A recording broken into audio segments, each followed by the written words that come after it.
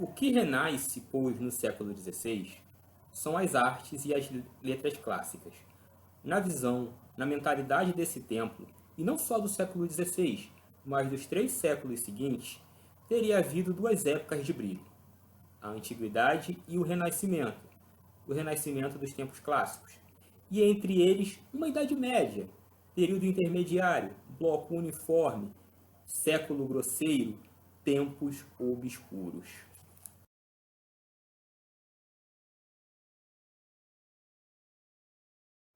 Quem assistiu o primeiro vídeo da série, da série de resenhas que nós estamos fazendo aqui no canal a respeito do livro de Regine Pernod, O Mito da Idade Média, pôde perceber que no primeiro momento a autora do livro, Regine Pernod, faz um apanhado geral a respeito da Idade Média e tenta aí caracterizar alguns mitos, algumas mitologias e mantras que são imputados ao período medieval.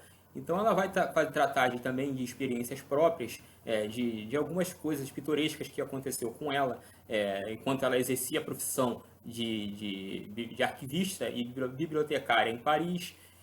Vai falar da experiência que ela viu, ela pôde testemunhar com o sobrinho dela na década de 50. Vai também falar de uma experiência que ela teve com a neta de uma amiga dela na década de 75, ou seja, na década de 70, onde os estereótipos relativos à Idade Média, eles não mudam. Continua-se tratando a Idade Média como um período de obscurantismo, de atraso, de fanatismo religioso, de barbárie. E isso vai se passando décadas, séculos, e o protótipo não muda, mesmo em meio a um montante de estudiosos e de medievalistas apontando ao contrário, em direção oposta, dizendo: olha, a Idade Média não é isso não, isso foi esse protótipo de Idade Média como Idade das Trevas, isso aí foram rótulos que foram implementados e foram jogados pelos renascentistas, depois pelos iluministas com as suas propagandas e panfletagens no século XVIII e também no século XIX com uma política anticlerical. Então, os medievalistas, por mais que se esforcem em desmentir isso, esses estereótipos continuam prevalecendo, né? E no capítulo 2 desse livro, ela vai tratar de desmentir um desses rótulos, né, desses disparates que são utilizados para atingir a esse período histórico, né, que estamos analisando. Então, ela vai tratar de comentar o pejorativo de desajeitados e inábeis, que são imputados aos homens da Idade Média. E então, é sobre isso que agora, depois da resenha, a gente vai comentar. Depois da vinheta do resenha, a gente vai tentar aqui resenhar em grosso modo para vocês.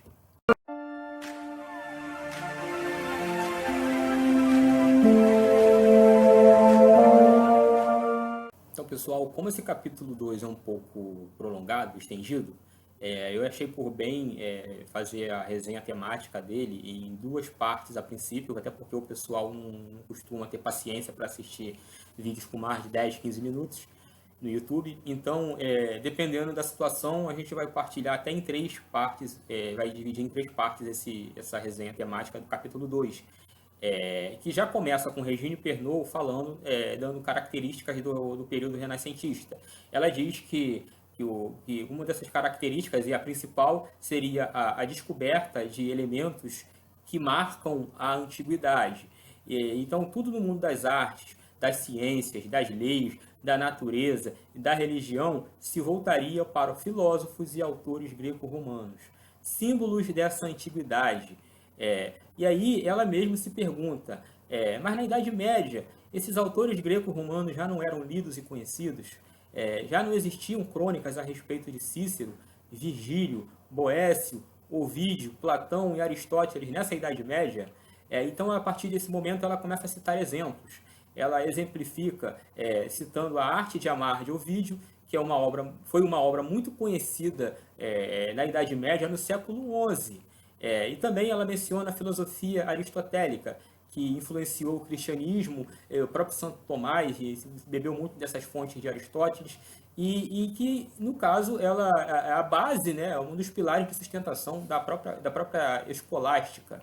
E aí, baseado em tudo isso, principalmente no que Pernoud falou dos poetas, dos filósofos greco-romanos, que já eram conhecidos na Idade Média, eu abro um parêntese aqui e peço licença aos leitores, ouvintes, para abrir um parênteses meu. Né? No caso, Ovídio, Virgílio e Horácio, eles são considerados ainda os três pilares ou os três poetas canônicos da literatura latina. Eu faço a pergunta, quem hoje sabe disso? Que professor hoje da modernidade, e bem distante desse retrocesso que julgam, que imputam à Idade Média, tem esse conhecimento desses poetas romanos, desses poetas latinos, né, que são grandes poetas, né, grandes literatos. Então, se o professor não sabe, o que sabem os nossos alunos? Os nossos alunos hoje, que não sabem dizer nem o nome da capital do Brasil, não sabem conjugar verbos, não sabem fazer de cabeça uma adição, uma subtração, eles sabem dizer quem foi Ovídio, quem foi Virgílio, quem foi Horácio, isso aí, e mais ainda, quem foi Shakespeare, quem foi Dante Alighieri. Eles não sabem. Eles sabem descrever as tramas literárias, no caso eles e os professores também, né? Nós professores, o povo, nós hoje que vivemos nesse mundo moderno, nesse mundo distante do atraso medieval, quem de nós sabe hoje descrever as tramas literárias contidas na Medéia ou na Arte de Amar de Ovídio, ou na Eneida de Virgílio, ou as sátiras e sermões de Horácio, ou Hamlet de Shakespeare, e na Divina Comédia de Dante?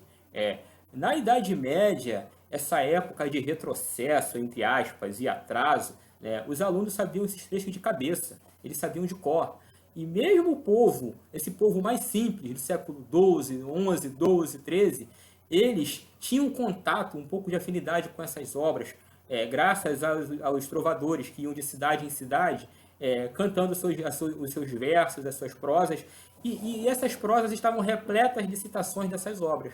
Então, hoje, na época da modernidade, da educação libertária, do socioconstrutivismo, do construtivismo, as pessoas não sabem, nós não sabemos. E fica essa reflexão, né? Voltando então, fechando parênteses e voltando para a autora que estamos resenhando, Regine Pernoud reitera ainda que o Renascimento, que essa terminologia já havia sido utilizada em outras ocasiões. Fala do século VIII, com Carlos Magno, do chamado Renascimento Carolíngio. E esse período é muito interessante, novamente abrindo parênteses, porque foi aí que Carlos Magno chamou um bispo chamado Alcuino de York, e aí ele fez grandes mudanças na área educacional. Carlos Magno, né, que é considerado por muitos um analfabeto, até porque ele não sabia muito latim, e latim era língua culta, né? Então, o Carlos Magno vai ser ele que vai ter a ideia de inserir no alfabeto as letras minúsculas, uma vez que na antiguidade não existia, era tudo escrito em caixa alta, eram letras maiúsculas. Daí você pode olhar até na fonte do seu computador, do seu notebook, ou do seu celular, ou seja lá onde for, até mesmo quem exercia aquela antiga profissão de cartazista, e vai procurar no catálogo de letras, né, que existe uma fonte chamada Carolíngia. E esse nome não é por acaso, é em homenagem a Carlos Magno, porque ele teve a visão de inserir letras menores um alfabeto com letras todas minúsculas, porque na antiguidade isso não existia.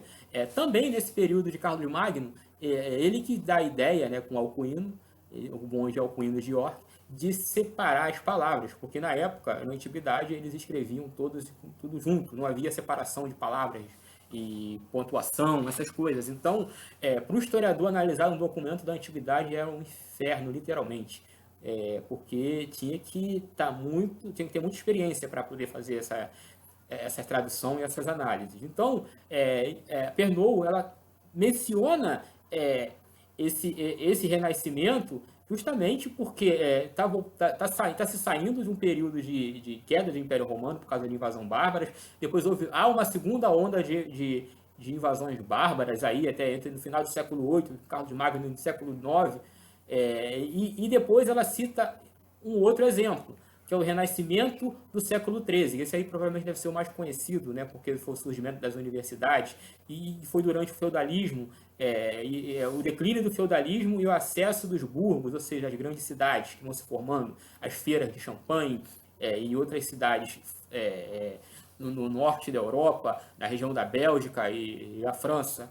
Então, ela cita dois períodos como exemplos, né, para poder lembrar ao público, ao seu leitor, que essa terminologia chamada renascimento, essa palavra, ela já havia sido utilizada em alguns eventos, em alguns períodos históricos, como no século VIII com Carlos Magno e no renascimento do século XIII, onde foi o esplendor da Idade Média, podemos dizer assim, o surgimento das universidades, a própria questão do fino amor, ou seja, do período da cortesia, onde a mulher era praticamente idolatrada, ou seja, indo contra o que a historiografia de gênero e militante costuma dizer, que a mulher que a Idade Média era um período de misoginia. Não, é o contrário. Então, no século XII, XIII, a mulher era praticamente idolatrada. Aí o período da cortesia para poder dizer isso, né, do amor das cortes. Então, a Pernod ela cita esses dois exemplos para poder dizer, olha, o Renascimento não é uma terminologia nova. Já houveram outros períodos na Idade Média que deram-se o nome de Renascimento. Então, ela passa a olhar com desconfiança essa constante repetição de terminologia Renascimento e vai consultar os documentos, toda a documentação de época. E aí ela chega à conclusão de que o que caracteriza o Renascimento do século XVI e o que diferencia, por exemplo, do Renascimento do século VIII, que tem uma reforma educacional, e do século XIII, que além da reforma educacional, do surgimento das universidades, de estudantes pobres tendo acesso às universidades e às escolas do monastério, graças a um decreto do Papa Alexandre III, no terceiro Concílio de Latrão de 1179, ele institui no Cânon 18 que é dever da Igreja e dos mosteiros e das paróquias arcar com os estudos dos alunos mais pobres. E isso valia para os homens, para os meninos e para as meninas. As mulheres na Idade Média estudavam sim. Tem, inclusive, um tratado em francês, uma análise em francês, do século XIX, falando da educação das mulheres na Idade Média. E que, no momento oportuno, a gente vai tratar dele aqui. A gente vai resenhá-lo aqui. Então, o período do século existiram dois períodos de Renascimento e dois períodos que diferenciam-se do Renascimento do século XVI. E ela comenta isso. Ela diz que o que caracteriza esse Renascimento do século XVI é o desejo de imitar ipsis literis o mundo clássico.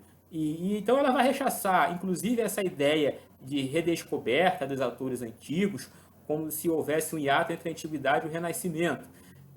Bastaria o bom senso, no caso, para poder encontrar todas essas obras de autores antigos conservados e recopiados pelos monges copistas durante os séculos anteriores, né, os séculos da Idade Média. Então, o século VIII, IX, X, destruía-se o mosteiro por causa das ondas da segunda onda de invasões bárbaras, por exemplo, no século IX, destruiu-se mosteiros, destruiu-se bibliotecas, destruiu-se escolas. Lá vai os monges de novo reconstruir tudo outra vez com a maior paciência e com a maior calma e depois copiar todas aquelas obras da antiguidade para que elas não se perdessem. E essas obras chegaram até o século XVI graças aos monges copistas da Idade Média. Então, ela refuta essa ideia de que foi por causa lá da queda de Constantinopla, em 1453, que com a vinda desses livros, com esse material do Oriente, vindo para o Ocidente, que teria feito com que os homens da Idade Média tivessem acesso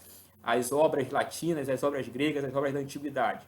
Ela diz que isso não é verdade e que o número de obras que foram trazidas de Constantinopla, de Bizâncio, para o Ocidente era uma quantidade tão insignificante que muitas daquelas obras já haviam em bibliotecas do Ocidente, na própria França. Então, ela diz que os defensores dessa tese alegam que os livros trazidos de Bizâncio à Europa Ocidental, e nesses livros havia uma quantidade significativa de autores da Antiguidade, greco-romanos, que seriam desconhecidos na Europa medieval, na Europa Ocidental, aliás. E aí ela fala no livro, né, que consulta os catálogos de época e percebe que não, que mais da metade das obras que foram trazidas de Bizâncio já existiam nas inúmeras bibliotecas do Ocidente, inclusive em Paris. E para ela, então, ela bate na tecla, ela insiste em dizer que o Renascimento do século XVI se difere dos outros porque esse período está atrelado a uma nova época, uma época então que vai envolver passado e futuro. Então ela exemplifica portugueses e espanhóis na Península Ibérica, né, portugueses e espanhóis que saíram mar adentro em busca por mares nunca antes navegados e que vão em busca de novas terras, no caso dos portugueses, para poder expandir a fé e o império e desbravar um futuro desconhecido. Na França, o que acontece é uma via um pouco oposta. Eles vão se embrenhar nas obras clássicas da antiguidade, na arquitetura da antiguidade, tem narrativas dela falando que tentaram que buscou na Notre Dame, em catedrais, desculpa, Notre Dame não, em catedrais famosas da França, substituir colunas, né, por uma nova arquitetura que não estaria mais alinhada à arquitetura da antiguidade, né, que eles diziam que aquela arquitetura era coisas ridículas, que eram só decoração medíocre e de bárbaro, né? Então ela diz que enquanto Portugal e Espanha eles se voltam para o futuro, na França eles voltam para o passado, tentando voltar a sentir, a imitar aquele período da antiguidade, a arquitetura, as artes e a filosofia e etc. Como se isso já não tivesse acontecendo, né? Porque na Idade Média, se não me engano, na própria arquitetura existem muitas catedrais com arquitetura românica, né? Então, enfim, ela vai fazer uma série de comentários e ela vai entender que o Renascimento é um período que está acontecendo uma série de eventos simultâneos e que faz com que mude-se o comportamento da população e dos intelectuais da época. E junta-se a isso também a queda, o declínio da escolástica. Santo Tomás de Aquino morre, depois morre seu mestre, se não me engano, Santo Alberto Magno, né? Então, morre o seu mestre, primeiro morre Santo Tomás, depois morre o seu mestre, e a escolástica entra no declínio, entra uma ascensão, uma nova filosofia, né? Já é a corrente nominalista, que vai fazer a separação aí da fé e da razão, e essa série de eventos simultâneos vão caracterizar o Renascimento do século XVI, que obviamente se diferencia do Renascimento do século XIII, do Renascimento carolíngio do século VIII e por aí vai. Então a gente para por aqui por hoje, mas a gente vai dar continuidade ainda nesse capítulo 2, porque é vasto. Ela vai fazer uma série de comentários ainda do homem medieval e vai chegar às conclusões dela que a gente vai tratar nos vídeos subsequentes. Então, se você gostou desse conteúdo, se tem utilidade para você, ajude a gente aí, por favor, a desmistificar uma série de mantras que estão sendo disseminados há séculos, há anos, há décadas aqui nas nossas escolas, para nossas crianças, né, e para os nossos alunos de ensino médio. Dê o seu like, por favor, ou dislike mesmo, ou comentem, criticando, ou elogiando, ou criticando, ou dando sugestão. E, além dos comentários, eu peço que dê o like e compartilhe, para que esse material possa chegar aí a um número maior de pessoas e que essas pessoas possam realmente abrirem os olhos com o que está sendo difundido e ensinado, que na verdade não parece ser uma coisa que é completamente fora da realidade, né? Quando você analisa os documentos, as fontes, a gente vê que não bate, né? Tem informações ali que são implementadas na nossa educação, nos nossos livros didáticos, que não batem com o que de fato aconteceu. Então eu peço a ajuda de vocês aí para divulgar e para compartilhar, principalmente, né, compartilhar esse material, que eu acredito piamente, quero acreditar que ele seja de utilidade para vocês, de boa utilidade. Um abraço a todos, fiquem todos com Deus.